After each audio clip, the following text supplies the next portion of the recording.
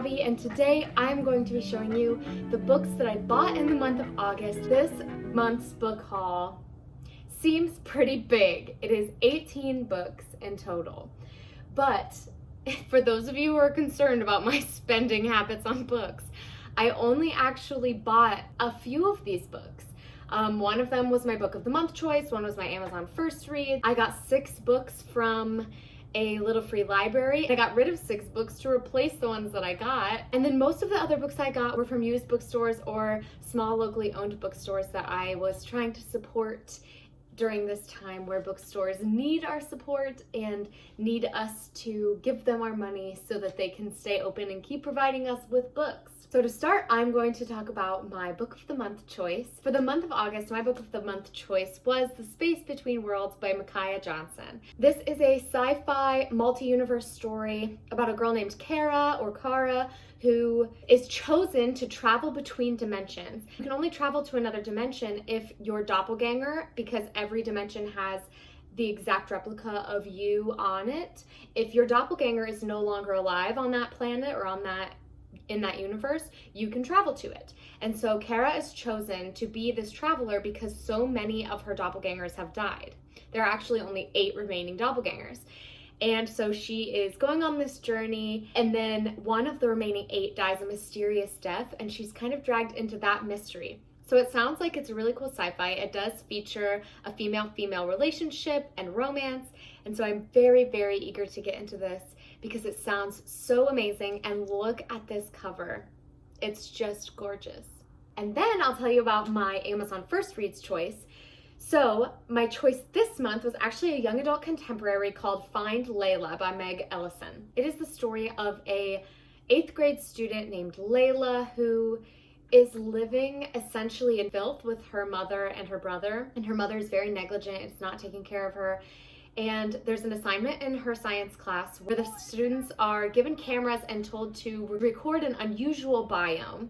And she decides to choose her home because it is something unusual. She knows it's not what other kids are living in. And then a whole bunch of problems ensue because she's living in a neglectful home. It follows her as she deals with some of these extremely difficult situations as a student and young girl who is not getting the resources she needs from her family. I enjoyed this book and I will talk more about it in my August wrap-up video. Next is the only book that I pre-ordered this month, and that is Midnight Sun by Stephanie Meyer. I read this in a 24-hour reading vlog, so please go check that out. I enjoyed it. It was a great nostalgic read. It is the story of Twilight retold from Edward's point of view and perspective. Like I said, check out my reading vlog to see my thoughts on Midnight Sun. Next up, I will talk about some of my books that I received from little free libraries that are around my neighborhood. And the first one I am so excited that I got my hands on. It is The Silent Patient by Michaelides, and it's a book of the month edition. So I'm really happy that I found this in a little free library and was able to trade it for a book that I was ready to get rid of, because now I have this gorgeous book of the month edition that can be added to my book of the month collection. This is the story of a woman named Alicia who shot her husband and then refused to talk for 6 years. She spoke not a single word since the day that she killed her husband. And it's told entirely from the point of view of the psychotherapist who is trying to help Alicia and get her to talk. And then it goes a little bit back and forth between the psychotherapist's point of view and Alicia's journal. I did read this month, so watch for my reactions to this in future vlogs and in my August wrap-up. Next, from the little free library, I got The Fortress by S.A. Jones. So there is essentially this group of powerful women who are controlling this society, and men who are struggling with being faithful, maybe, are sent to this place called the Fortress, where they essentially have to go through this vigorous process to break them down and turn them into sex-positive people. I don't know much about it at all. I haven't heard anybody talk about it, but this is an advanced reading copy that I found in the little free library, and it sounded really fascinating. So I thought, why not get it and check it out and see what I think about it. Next, I got In a Dark, Dark Wood by Ruth Ware. I, again, don't know much about this, but Ruth Ware is a very popular thriller author, and I found this during the Summerween Readathon in the Little Free Library, and I felt like I had to pick it up. It's also got Reese's Book Club stamp on it, and Reese's Book Club hasn't let me down yet. I wish I could tell you more about this book, but it truly does not have a synopsis. I don't know why, but there's not a synopsis on here, so I know nothing about it. It's a thriller written by Ruth Ware, who wrote Turn of the Key, so I'm excited to get into it. I'm hoping to pick it up sometime this fall because it is definitely a spooky read. Next, another one I'm really excited about is Then She Was Gone by Lisa Jewell. Again, Lisa Jewell is a very popular thriller author, and I was so excited to see this thriller in the Little Free Library. Then She Was Gone is a story about a little girl named Ellie who disappeared, and 10 years after her disappearance, her mom is trying to move on with her life. She meets a man, and his daughter looks exactly like what she thinks her daughter Ellie would have looked like at this age. So now she's kind of being rehaunted by her questions about what happened to her daughter and where her daughter went, because the mystery was never solved. This sounds so great. Lisa Jewell is so popular, and I haven't read any of her books, so this is going to be my first. It's another one I'm hoping to get to this fall because it is a spooky read. Another Little Free Library find is Saint X by Alexis Schaitkin, and this is a thriller story, kind of a thriller romance that is set in the Caribbean. And it focuses on a girl named Claire who was on vacation with her family in the Caribbean when her older sister Elison disappears. It then goes into the future where Claire is an adult and goes back to the Caribbean to try to solve her sister's disappearance. She meets a man there who was accused of this crime against her sister, and there wasn't enough evidence to hold him, I think, so he was let go and no longer considered a suspect. And so the two of them have been greatly affected by her sister's disappearance, and they kind of form this connection while she's investigating him and he is trying to clear his name. So I think that this is going to be a really cool read. It's a thriller that takes place in another country, which I think is awesome, and I'm just really eager to get into this kind of thriller romance. I don't see it a whole lot where thrillers and romance are like tied into one. So I think it's gonna be great. And this spine and this cover were so colorful and beautiful, I had to pick it up. The last Little Free Library find was What You Wish For by Katherine Center, and it's a Book of the Month edition. I am always excited when I find these because I'm trying to grow my collection, and I normally only get one Book of the Month book each month. So when I find them at used bookstores or in Little Free Libraries, it just really makes my day. What You Wish For is a romance. Katherine Center is a very popular romance author. And What You Wish For is about a school librarian and a school principal. And both of them find themselves back in the same school after many years. And when they worked together previously, they didn't get along. The librarian was very sheepish and shy and felt very invisible to everyone else in the school.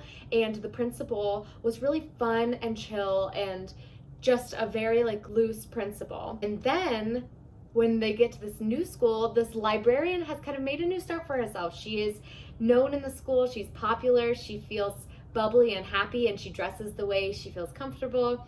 And the principal comes in and is very strict and serious and is setting a whole bunch of rules.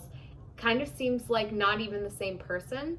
And it's about the romance between those two. So I'm eager to get into this. I think this cover's gorgeous, and I'm very excited to have another Book of the Month edition book. Next, the general books that I got this month, and I'll start with The Secret Life of Bees by Sue Monk Kidd. I've heard great things about this. This was recommended to me by my friend Danielle. It's kind of a classic novel that I feel like I probably should have read by this point. But it's set in South Carolina, 1964. It's a historical fiction about a girl named Lily whose mother dies, and she goes to this town in South Carolina with her stand-in black mother, and they move when her stand-in mother stands up against these racists in town. And so they move to this other town in South Carolina, and Lily is kind of included in black culture and this culture of beekeeping. It sounds really beautiful and interesting. I really enjoy historical fiction, and this one is pretty short. It is only about 300 pages. So I think that this will be a really sweet one. I think I'm going to save it till next summer because bees make me think of summertime. But I do really love stories about summertime and bees and found family, so I'm eager to get into it. Next is one of my most exciting buys this month, and that is The Starless Sea by Erin Morgenstern. I actually paid to have this shipped to me from the UK because I love the UK cover so much. And it's just absolutely gorgeous. You can see it has gold foiling, the edge has this little sword on it, and the cover has a bee with this gold foiling and the blue swirls in the back. I think this is going to be one of my favorite books when I get to it because I absolutely adore The Night Circus, which is Erin Morgenstern's other book. This is a story about a boy named Zachary Rollins who comes across a mysterious library book that has his name and his life story in it, and it leads him on this adventure where he kind of has to go on this quest. I am so eager to get into this. It's one that so many people on BookTube say is gorgeous and beautifully written. It's a wonderful story. It takes you to a whole new world, and it's a book about books, which I've mentioned in previous videos. I absolutely love that trope. Next, I picked up The Great Alone by Kristin Hannah. This is a book that I have already read, and I really wanted to own it myself. I read it from the library, and I saw it at a used bookstore for $4, so I picked it up. This is the story about a girl named Lenny, and it's kind of a coming-of-age story about her and her family as her dad is suffering from PTSD and is really abusive and decides to pick up and move their family to the middle of nowhere, Alaska. It's a tiny small town, and they're not prepared for this winter in Alaska, and they rely heavily on their fellow townspeople to help them get through. But her dad becomes more and more reclusive, and she has to focus more and more on survival, both outside and inside of her home. This was a gorgeous read. I think I gave it 4.5 stars, and I really, really enjoyed it, so I'm happy to own it. I also love this cover.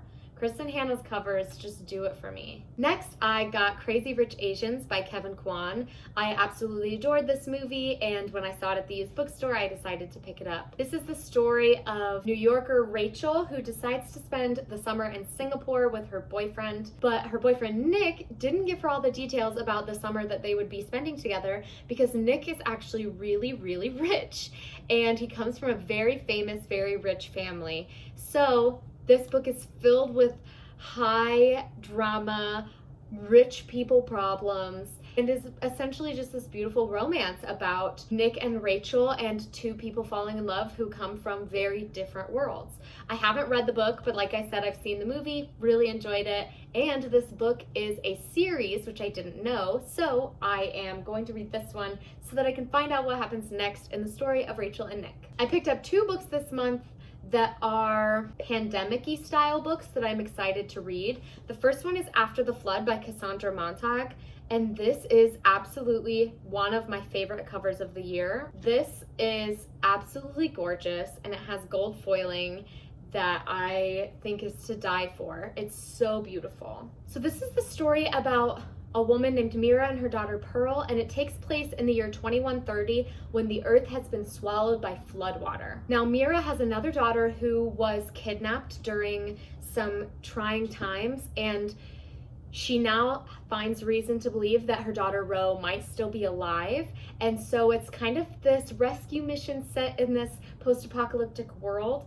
I just fell in love with this cover. I love dystopian end of the world stories, and so the fact that this was set in a world where the earth has been swallowed by floods and there's all of these like huge pandemics happening in terms of weather, it's just so fascinating. This is an advanced reader copy. I think this is available in hardback edition right now, but I'm absolutely in love with the cover. I think the story will be beautiful, and I'm eager to get into it. And the other one I picked up is The Lightest Object in the Universe by Kimi, Eisele.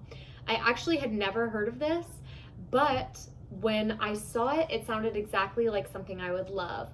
It is set in a time on Earth where all of the power goes out. It's essentially a complete shutdown, and so the world starts to shut down. The world starts to fall apart because nobody anywhere has access to electricity or anything that having electricity provides. This focuses on the love story between Carson and Beatrix, who fell in love over the internet and are on opposite sides of the country, and it talks about their trials and their adventure trying to get to each other when neither of them can contact the other person. It just sounds like it's gonna be so moving and especially poignant right now in our world. I just am very excited about it. It had some mixed reviews, but I decided to pick it up anyway because it sounds exactly like the type of thing that I would enjoy. Next, I picked up Homegoing by Yaa Gyasi. This is a multi-generational story that starts with Effia and Essie, who both live in Africa. One of them is sold into slavery, and the other one becomes a slave trader's wife, and then it follows their generations, each of them, as it goes all the way up into modern day America. It's just a beautiful multi-generational family story that talks about the lives of people who were slaves, the lives of the wives of slave traders. It was just a beautiful story, and it's an absolutely beautiful cover, and I really want to reread it at some point because I listened to the audiobook and I really want to read it with my eyes. So that's why I picked this up, and I'm really happy to own it. Next, I picked up The Whisper Man by Alex North. This is a thriller about a man named Tom and his son Jake. Tom's wife dies. They're really struggling, so they decide to move to a town called Featherbank. In Featherbank, there was a serial killer who killed young boys. He was called the Whisper Man because he would whisper outside boys' windows, and they would come out and he would kidnap them and kill them. So Jake and Tom move to this town and are trying to settle in and start their lives over, and a young boy goes missing again. And so it's kind of the story of fatherhood and what you would do to keep your child safe, as well as this thriller about a copycat killer, or what seems to be a copycat killer, in this town of Featherbank. I read it this month, really enjoyed it. You'll hear all of my thoughts in my wrap-up. Last this month, I bought Spinning Silver by Naomi Novik. I did read this month from the library and decided to buy it. It is this beautiful Rumpelstiltskin retelling that focuses on a woman named Miriam, a woman named Wanda, and a woman named Irina, and the three of them are all involved and woven together in this quest that's essentially battling a fire demon and a Starrick king who is the king of winter. It is really just a beautiful fairy tale-esque book, and it made me feel like I was reading a Disney movie in print. So I'm very happy to own it. I think this is the most gorgeous cover I've ever seen, and I had to have it because this cover was really hard to come by. So I had to buy it when I knew that I could find it. Whew! That is all of my book haul for the month of August. And wow, was it a big one. Hopefully September will be a little bit less because I need to catch up now on the books that I own and haven't read. Thank you all so much for watching. This is gonna be all for me today. I'm tired. I love you all so much. Please like, comment, subscribe, and share this with anybody who you think would enjoy it. Let me know down below what you will be reading this month or what books you've bought recently. And I will see you all next time. Bye, friends.